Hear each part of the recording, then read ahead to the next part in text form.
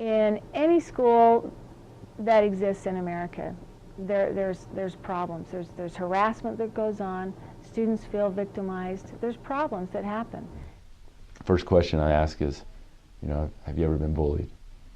27 out of 30 always say at some point from first grade till now, they've either, or at school, home, church, anywhere, they've all been bullied, whether it's verbally or physically. And then I'll ask them, have you ever seen someone be bullied? Always, 100%, boom. Every one of us, unless you live in a bubble, you've seen someone be bullied. And then the next question I say, have you ever stood up, stepped in and stopped it, said, hey, you know what, this is wrong. And about half of them say, yeah, I've tried that. And so then I'll follow up and say, so all of you have seen someone be bullied, but only maybe half of you have stepped in. And then I'll say, well, why haven't you? And everyone, even the ones who've stepped in, say, because we're scared that we'll be the ones that get bullied next. If a student feels safe, they have a better achievement rate than a student who doesn't feel safe. So let me kind of explain that. Students who do not feel safe will call in sick more often. Teachers in a setting where they don't feel safe have more sick days also. And because of that, the foundation of learning does not take place, and the curriculum that they need to be taught is not being taught because the student isn't there.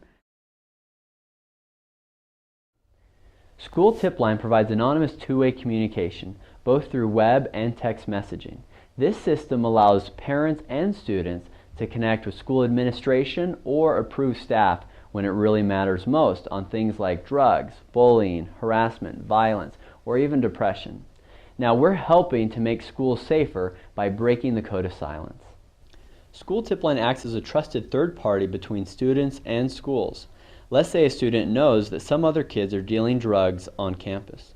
That student can send a message to SchoolTipline saying when it happened and who was involved. That can be through the website or through a text message.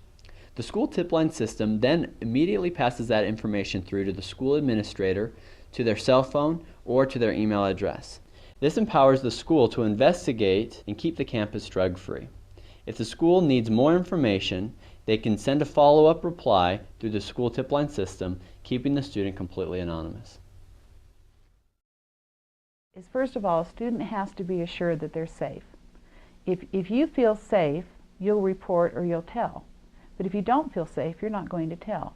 And one of the ways that you can provide that safety is to have it anonymous. They are willing to report if they remain anonymous and they feel like nobody really knows who they are.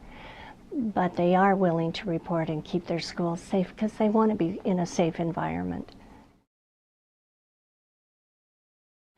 Students today are very techno-savvy. They know about cell phones. They do a lot of texting. We see lots of news articles about them overusing the time and parents being upset because they're on their cell phones too much and the bill is huge.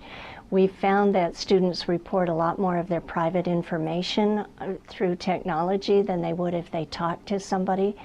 And the same concept applies in the schools. We are data-driven on keyboards, cell phones, computers, whatever is electronic right now is how people communicate. So saying I have an open door policy and you can come in and talk to me is not as effective as you can email me, you can text message me, you can use SchoolTipline anonymously to tell me what the problem is.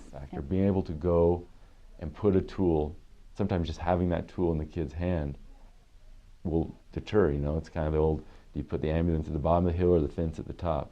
I think Tipline for our school has been kind of put the fence at the top to prevent the accident from ever happening. We'll even say things like, SchoolTipline is available, counselors are available, the office is open. We need your help. And when you say nothing, you contribute to the problem. When you're willing to have the courage to step forward and say something, then you can be part of the solution and it doesn't have to happen.